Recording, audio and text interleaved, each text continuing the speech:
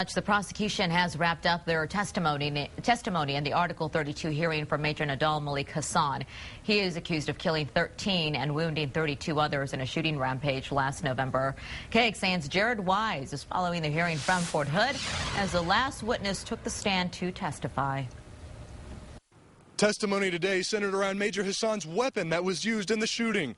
Frederick Brannon, who worked at Guns Galore, a gun shop here in Killeen, mentioned that Major Hassan walked into the store 3 months before the shooting requesting, quote, the most high-tech gun we had. When asked if that was a standard question, Brannon said no. Hassan also used his cell phone to take video of Brannon demonstrating how the gun worked.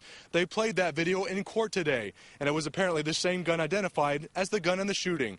Another witness who owns a gun range near Florence mentioned that Major Hassan would come to the gun range once or twice a week in the months before the shooting, shooting at silhouettes. When asked what Hassan would aim for, shooting instructor John Choates would say, the chest and the head. 56 witnesses have testified so far in the hearings, covering everything from the moments Hassan purchased the weapon to the dramatic testimony of the actual shooting and the investigation right after. The military held a press conference today to explain the process that's to come. At the conclusion of all testimony, the Article 32 hearing officer, Colonel James Poole, will recommend disposition of the charges to the Special Court-Martial Convening Authority, Colonel Morgan Lamb.